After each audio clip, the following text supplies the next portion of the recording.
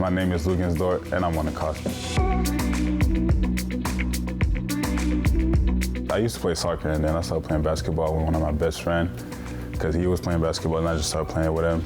And then this is really where everything started. And then from that, my mom started putting my name in like clubs and stuff. And then I started playing from my high school. And then from there, I just started playing AU with Brookwood Elite. And then that's where everything started with all the schools that wanted me. And then I went to high school in Florida for 2 years, and then came back to Toronto for my senior year. I already knew what school I was going to. I already had all my offers and stuff, and I just wanted to be back home around my family because I knew the next year I was going to be out. 10-point game, though, this one getting away from... Oh my goodness! Luguentz Dort. I mean, it felt really good my first year when like really nobody knew who I was or really didn't know me like that. And then after that game, like a lot of people from Canada started knowing who I was. What an amazing night on campus it was for ASU. Got to watch the debut of Luguentz Dort. He was basically the reason why ASU won. He took over that game. Coach Ray is really intense, and like he gonna push you to 100. Like he really gonna push you. I feel like I really got better. I mean, he's one of the best point guards to ever do it, and then I feel like I learned a lot from him.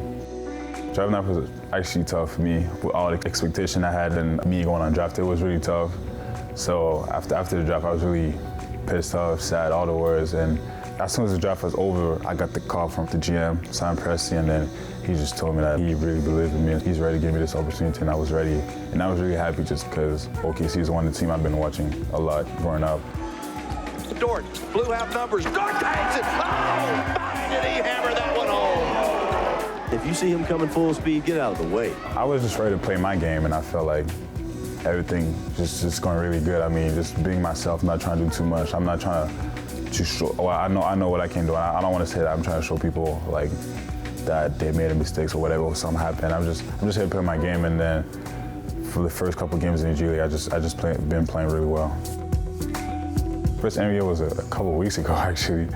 We was dealing with some injuries, so the coach told me that he was going to play me, and then he let me know before the game that I was just ready for my opportunities. And now Dort drives all the way to the rim, and how about Lu Dort? That's his first career NBA bucket. My first bucket. So the first game I played, I didn't score, and my second game playing against Portland.